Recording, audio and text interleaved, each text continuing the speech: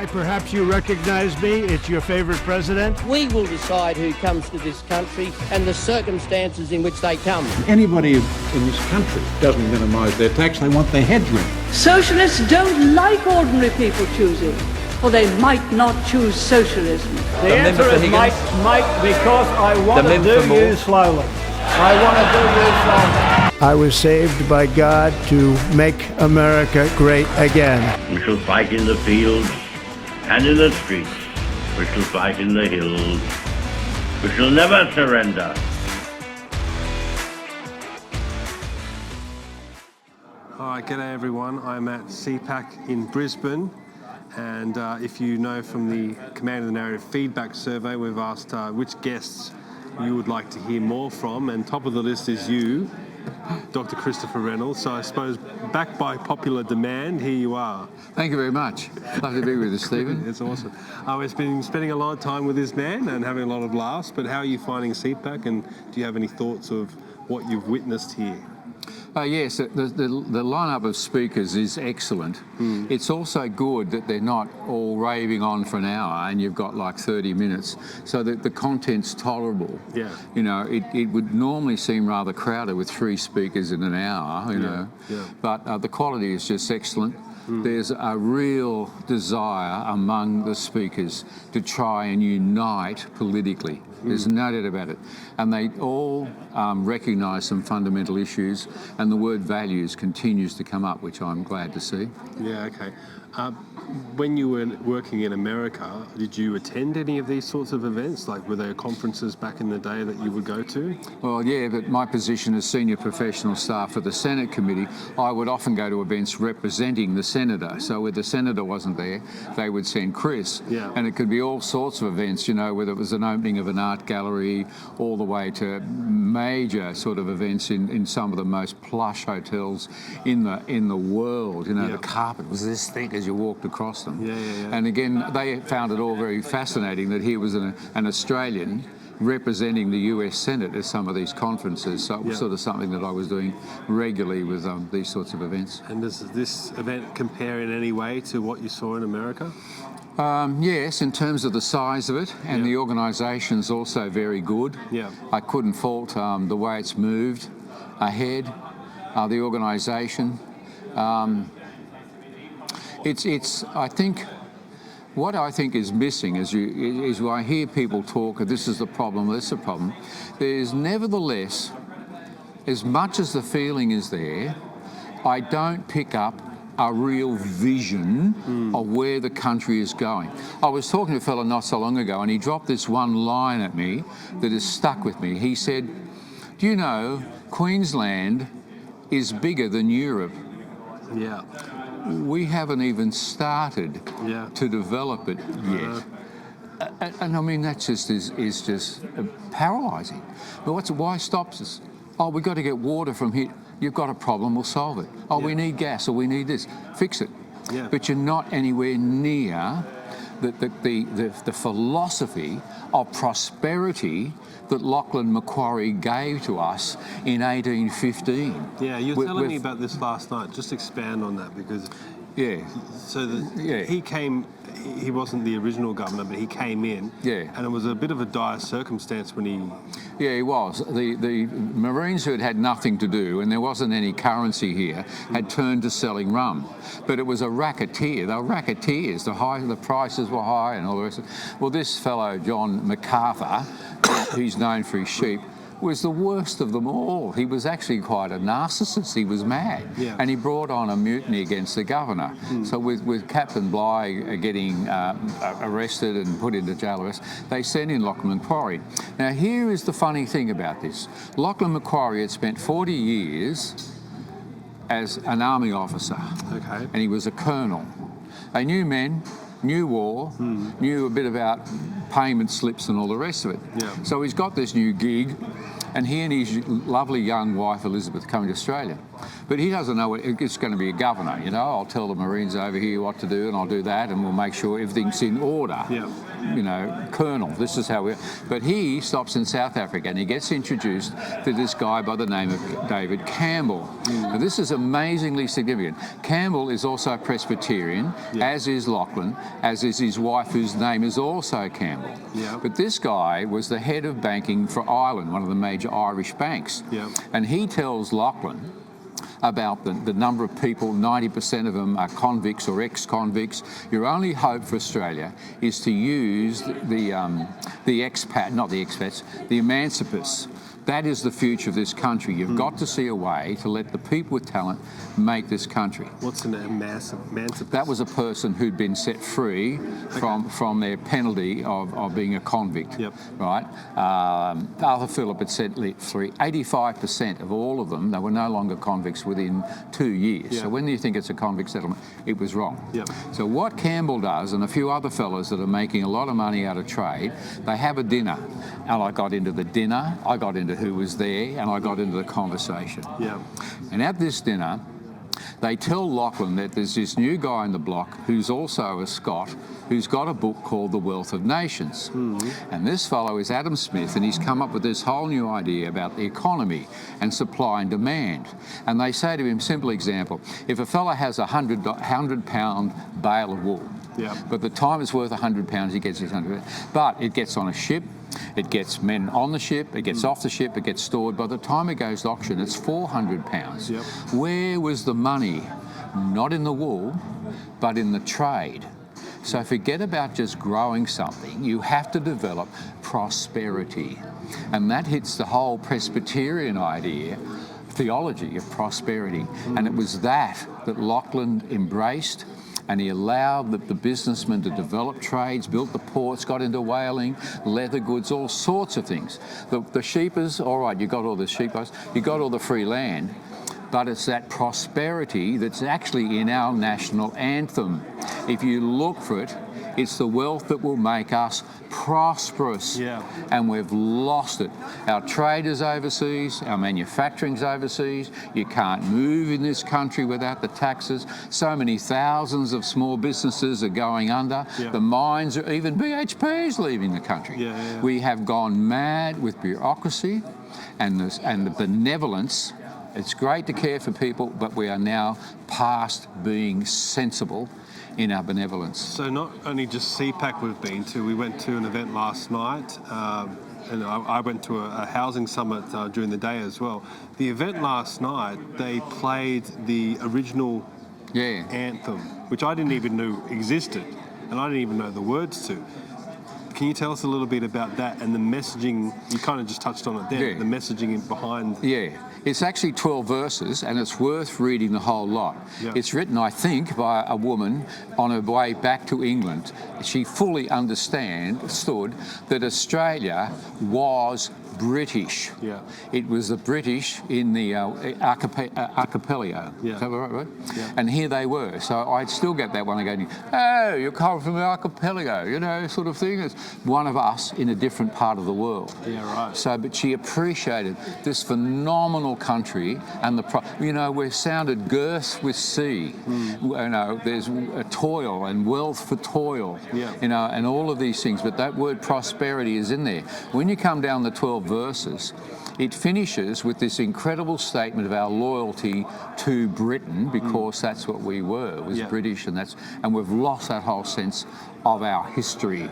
So we pick out the first two verses and then say, don't want to read the rest because we're now trying to be independent, etc. Now, that's not a bad move, because I think being conservative is not to necessarily preserve our politics of the past, but is to take the values that makes us Australian and advance them into changing environments and contexts.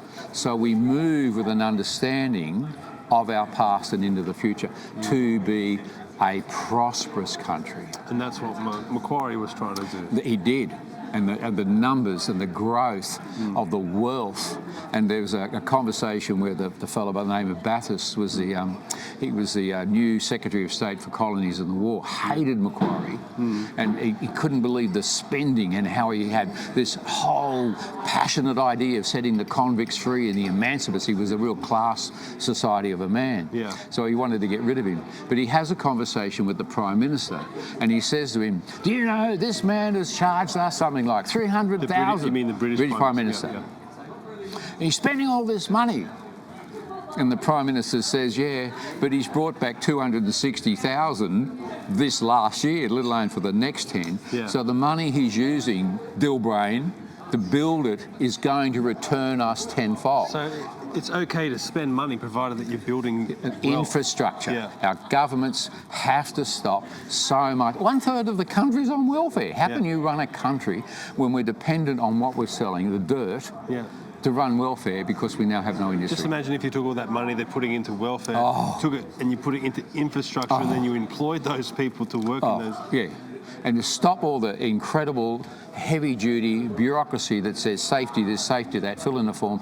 What is it? How many forms does a new mining company have to fill in? Is it 100, 200 forms? It takes them decades. It does. Yeah. And eventually you just give up. BHP said, I'm going off to South America. Yeah. So we have lost our sense of who we are.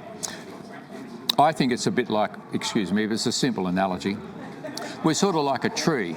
But a tree won't grow if you don't have roots in the ground. Yeah. We as a tree are not going to grow if we don't have roots in our history and understand the people and the shoulders of the men and women who made this great country. Look at the Americans. They know their constitution, know their history, they've got pride in their country. Yeah. But we say, oh, we want to be proud. But on what? You know, I stole your little trick. Did you? I went to 2 Liberal Party AGMs. Well, that was my trick. Yeah, well, no, I spoke at both of them. And the second one I went to, I thought, I might mix this up a little bit. So I just started asking them different questions. One of the questions I asked them was, who's Australia's founding fathers? No idea. Blank. Nothing. Yeah. Nothing. And we got one. Yeah. One, the man from Tasmania, Andrew Inglis Clark, gave us the flag, he gave us the Constitution, 98 clauses, and he even gave us the name, the Commonwealth of Australia, and we don't even know who he is. Yeah. I mean, you can't tell me we've got pride in our history when we don't even know. Why do you think that is? Oh, there's several reasons. Firstly, because he was young, the Attorney General. Then the guy called Griffiths from Queensland came down on his boat, and he said, "Why don't you just come up and sit with Deakin and I and a couple of my mates, and we'll just sit and go over your document. Yeah. You know, do you think that's all right? And we'll put our name on the bottom of your document." Ah, yes. So they were premiers, and they just put their name. Yeah. What's it called? Not fraud. There's got to be another good word for when you're stealing somebody else's work, and that's what they did. Yeah. And people think Henry Park said something. Henry was dead for 5 years. Yeah. He'd been dead for 5 years before they got around to doing this. Yeah. So we got the story, but it needs to be straightened out. Why is it important to know it? Because humans as a race are tribal. Yeah. We are. Family, the tribe, the language, all of that. And part of that comes into knowing who your family is. My wife's in Germany just looking over, her past. It's really, and I've been to Ireland to see where my ancestors all came from. Yeah. There's just something that wants to know about your identity, and your identity comes from where you've come from. There's no doubt about it. That's what it is. A person who is an orphan, has trouble understanding. So we've got that desire. So when it comes to Australia, who are we? Yeah. Is the question. Well, I think I don't know how you would describe them, but people out there are using that in a negative way, trying to get us to feel guilty about our past. And one of the examples of that is the Aboriginals, which I've spoken to you in the past. But another example is the White Australia policy. Now, you were telling me about that last night, and what the actual history of the White Australia policy was and why they brought it in. There's two aspects to it. I think it's clause 128, and it's an afterthought. And what was happening is that people in the states got to vote because they were in the census. It's still the same, right? And Western Australia and South Australia decided they were going to count all the full-blood native Aborigines living in the outback areas and put them in the cohort of who was in their state. And that would give them more seats in the federal government, in the House. And Victoria and New South Wales said, not on your bloody life. So they actually put in a thing that said, nobody that's a full-blood Aborigine, but if you are of mixed blood, not a problem. It was counting the people that didn't even speak English, because I don't think voting was compulsory. Only for political reasons. So that was there, and again, it's only for that. So it was in the census. It didn't stop anybody from voting. So Aborigines still had, full-bloods, everybody had the right to vote in state elections. You couldn't be counted in the census for a federal election. Now, Menzies had a go at fixing that, and then we had another one in, what was that, 66, 70, when we did the big thing. And what did that... The one was 40... No, there's another one that I was a child for. It was the 60s or the 70s. It was. It wasn't under Whitlam, but it was. And when you read that, it was to restore the counting of all full-blood Aboriginal... 67. Thank you very much. Thank you very much. In the census, not to voting. Once they're on the census, then they could vote in the federal thing. The other thing becomes what you call the white Australian policy. And this was an act to restrict, particularly, it says, to Chinese, but other people also get a mention. The islanders, except if you're Maori, which was interesting. And I think it basically says Asians is the word. Now, when I looked at that, I thought to myself, well, that sounds like it's pretty racist, you know, not that they had the concept of that at that point, because they thought about society and protecting their society. But when I went and looked that up, America had it already. All the states in Australia already had legislation against the Chinese. Canada had it, New Zealand had it, Australia had it, and England was right behind us. So I got to stop and I said, well, how is it that the Caucasian English world don't like the Chinese? And that's what it was. And there was just something about the clash of the two cultures. Now, because I've spent a lot of time in Southeast Asia and living with Chinese, speak a bit of Chinese, then I know that it's a tight society based on Taoism, relationships, the family, obligations. It becomes very close. There's a thing called guangxi, which is to do with your financial obligations to your first son and your family. Now, that tight society is such that the Chinese society as such has a lot of trouble mixing with anybody else. Even the Japanese come in and said, you know, read this book, we've just taken over your company, we'll be back on Monday and you'll do what you're told. So the two cultures. But it was such a clash of cultures and the isolationists of the Chinese where they wouldn't meet, you know, you still get Chinatown in all sorts of places, that led to, for the sociological reason. So I think we've got over that as we've matured and evolved. You know, we've got people from all over the world that are now able to mix. So it's part of history, we accept it and we got over it. But that's what was actually happening. I mean, you showed me the reference in your book, What a Capital Idea. And, you know, we call it the white Australia policy. But in these other countries, Canada, New Zealand, I mean, there was an anti-Chinese bill. It was. And I mean, it's only a nickname when we say the white Australian policy, but it wasn't as such. It was a policy particularly against Asians which took in. And because we also had mass immigration. And when they tried to each of the states, Victoria said, we're not taking any more. So here's a funny thing. You couldn't come into Australia unless you had a visa. Say that again. You couldn't come into Australia unless you're coming from Britain without a visa. And we think that the gold rush had people from all over the world coming here. No, they didn't. By the time the gold rush had finished, only 2% of the people in this country, 2%, came from anywhere other than Britain. And you showed me the statistics from the census from 1900. And it was like 90... Was it 95%? Yeah, 95% of the people in this country, 95%, came from Britain in some regard or whatever. And that was born off, and then there was so many hundreds of thousands of whatever the percentage was and whatever. And the other 4% came from places like Germany or whatever. And Germans were the second largest cohort of people that had come to this country, which I found fascinating, and why, etc. So we were never European. Yes, that's right. Yeah, we were never European. So it wasn't European settlement at all? Never. British. And the historians that have put that in their books know better. It's total politics, and all you can say is, if you'll forgive me, is a lie. It's just a lie. Why was it so important for them to have a homogenous society, an all British society? I don't.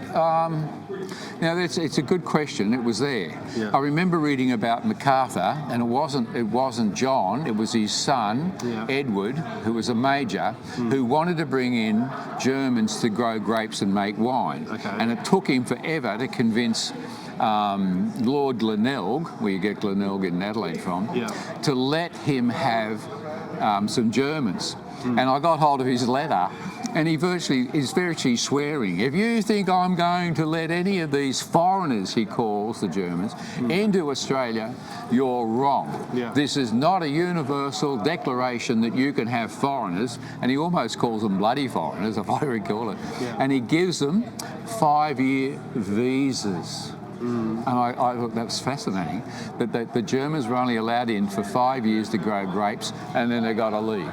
Yeah, right. So there was this this is Britain. So we don't understand, looking back, the conflicts between England and who? The European countries. They didn't get on. And it's a silly idea to think that Britain was united with France and Germany and Holland was all right. No. It wasn't.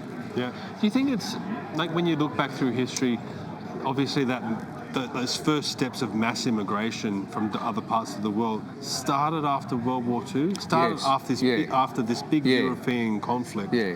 Do you think that's... I wonder to what degree it was forced on us by England and America, because they had all these German, if you think about all the Germans, and I'm not sure, Italians, we had a lot of Italians come here as well. Yeah. So why, if these were our enemies, it doesn't make any sense logically, and yet we did. In saying that, they were almost tasked with the rehabilitation and rebuilding of I think that was right. And so Australia seemed a good place to actually put them. So there must have been, if we went looking for it, what was the compensation? Why did Australia agree to it? Did they just get told? Was it to do with partly the payment of the war debt? I don't know, but you can bet there was money in it somewhere. They don't do politics for nothing. Yeah. But anyway, we ended up taking them. And I was in school, and I was born in 52, so they were coming here in 63, right? And I had kids in my class in primary school, this lovely fellow whose name was Kazimierz Zenzacek. Now, I remember that because the teacher couldn't even pronounce it and had to get the poor kid to write it down, had to go home and get his parents to write his name down. Yeah. But the only way we could all remember was called Kashidolchek. Right. So he was Kazimierz Zenzacek. Yeah. And then I was in a school with another fellow whose father had been shoveling bodies out of the furnaces, and because he was Jewish and whatever, and he was shoveling all the rest, and this boy's in my class, and he had a stack of Nazi coins and all this German money. Yeah. And at 18 I went and sold it all, and it's one of the biggest regrets of my life is I sold and gave away all this blasted money, sort of thing. But I was there with him, another kid in the same class, his father was one of the dam busters with the round bombs that bounced across the water. So here's a German whose father was a Jew shoveling bodies, and another one was the dam busters, and that was my world growing up with kids in my class, and Germans in the leather pantsuit and whatever else, and that's where they'd come from. Yeah. So a great move. But yes, so we actually then became an integrated country. The problem with multiculturalism, it's another term for multi-tribalism. People don't just walk away from their heritage, but we do. Yeah, why is that? Where's our education system? Where are our kids getting learned anything? Where's civics? Where's education? Where are the essays? Where's the debates? Where's the discussion? Yeah. We have nothing. And so I remember reading a quote from a Melbourne academic, and he said, if we deny our British heritage, we're going to become a people without a soul. And that's what you're looking at. We're losing our identity, and the worst thing is, so are our children. So we're unable to define our current world as Australians, but we're now unable to define, what did I say, our future. Yeah. How can you talk prosperity and growth and infrastructure if you don't have a concept of our future built upon the values that we hold now. Is that a reason why you feel it's so important to get your book in the hands of politicians? Absolutely essential. I mean, even the people that get up and talk at any events make continual mistakes because they've just been listening to the politicians who couldn't do the research, who just couldn't get into those documents that I've been able to get into. Yeah. And they keep going around with what I call the Santa Claus syndrome, and that is if you tell yourself the same story often enough, which they're doing, you begin to believe it. Like Australia was settled by convicts. No, it wasn't. Do you know you could volunteer, if you're under the age of 21, to be transported? Yeah. Wait a minute. You could volunteer to be transported. It wasn't a punishment. It was legislation written to give people a second chance at life, and we've totally missed what it is. Just to pick an example of the mistakes. So it's incredibly essential, and because I'm writing up the truth and have a bit of passion to let you meet these people, when you start to read it, I write rather well, and I find even if I pick it up to read it, I find I can't stop, and I have to laugh at myself. I do. I think you've got to stop, you know, because the sentences are such that you get into the dance of it, and you can't get out of turning the pages.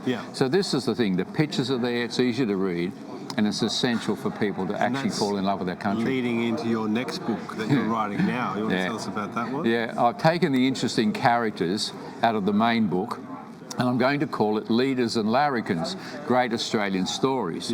But I want to do what's never been done before, and that is I'm turning it into dialogue. So when I'm doing Lachlan Macquarie, I walk around for 2 to 3 weeks thinking, who is this man? How does he think? 40 years in the military, how's he going to run a colony?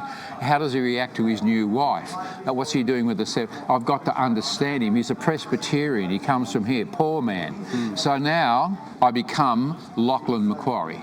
Yeah, right. So, you know, he's wearing a lovely, lovely uniform and a hat with feathers out of it. So that says something about the poor man wanting to be, you know, having the ego, and he wanted to become a colonel and a general, etc. So anyway, I had to get into that. And then as he's having meetings, then I know how he's reacting and why. And his vision, but he got the vision. Do you know, he called in Francis, the architect. It'll come to me. Anyway, Francis comes in. Francis the architect. Yeah. And he said, now, Francis, you know, the colony's growing and we're doing all these wonderful things. I've put up all these buildings and 200 churches. He said, but I've got a few ideas. If we're going to continue to grow, we've got to have a cathedral. And Francis said, well, a cathedral? Well, what would you call it? He said, there's only one name a Scot can call a cathedral. The cathedral for St Andrews, the prophet. Yeah, right. And it's St Andrew's Cathedral in Sydney. That's right. So Francis started to do that, and he said, I also think we need a bridge across the harbour.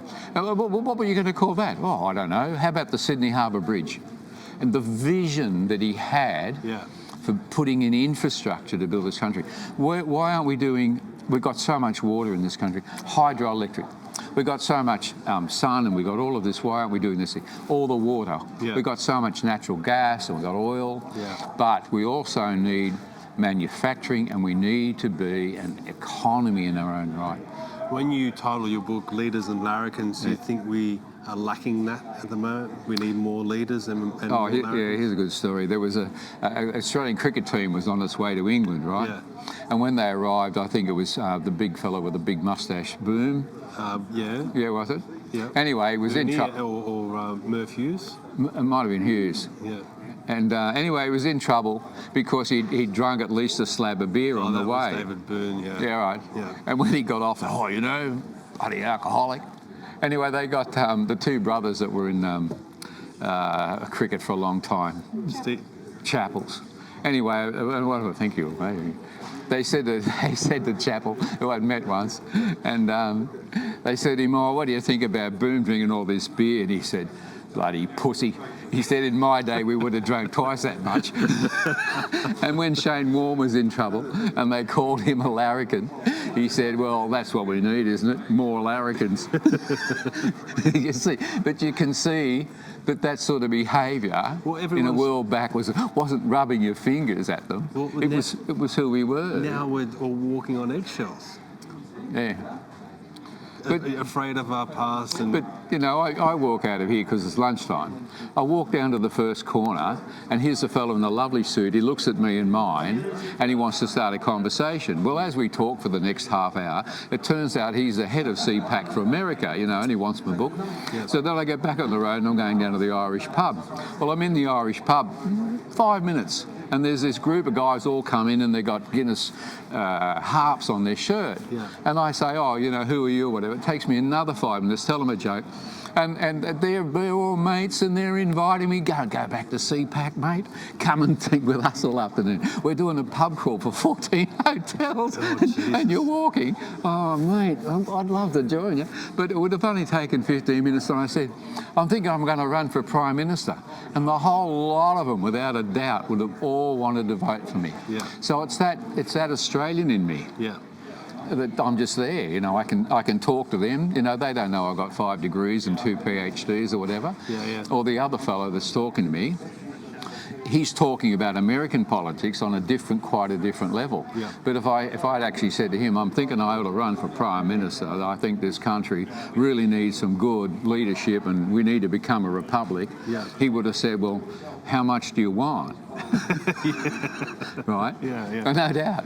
You probably should have said that. How much do you want? You know, I'll call you, Jim. I'll get back to you on that one, you know, Yeah. sort of thing. Yeah. So it's that sort of personalising and being willing to be Australian and enjoy the humour and just, you know, when I wake up in the morning, you know, it's a fresh day in a bloody lovely country and that's what to say. Yeah.